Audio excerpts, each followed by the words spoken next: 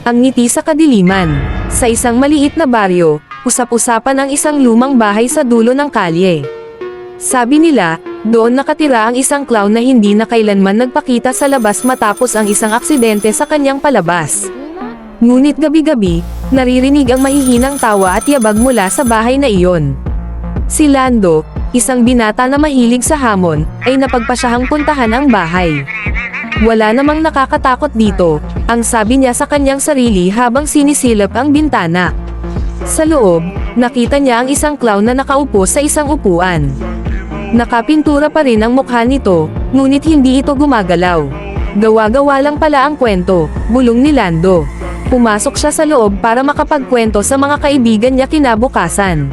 Subalit nang tumapak siya sa sahig, narinig niya ang mahihinang yabag mula sa itaas. Tumigil siya, sinubukang pakinggan, ngunit biglang napalakas ang yabag, pababa ng hagdan. Lumingon si Lando at nakita niyang wala namang tao sa hagdan. Subalit naramdaman niya ang malamig na hininga sa kanyang batok. Dahan-dahan siyang humarap at nakita niya ang clown, ngayon ay nakatayo sa kanyang harapan, may malawak na ngiti na hindi umaabot sa kanyang mga mata. "Bakit ka pumasok?" bulong ng clown. Hindi nakasagot si Lando. Biglang dumilim ang paligid, at ang huling narinig ni Lando ay ang malakas na tawa ng clown na unti-unting naglaho kasabay ng kanyang sigaw. Kinabukasan, natagpuan ang sapatos ni Lando sa harap ng bahay, ngunit siya mismo ay hindi na muling nakita.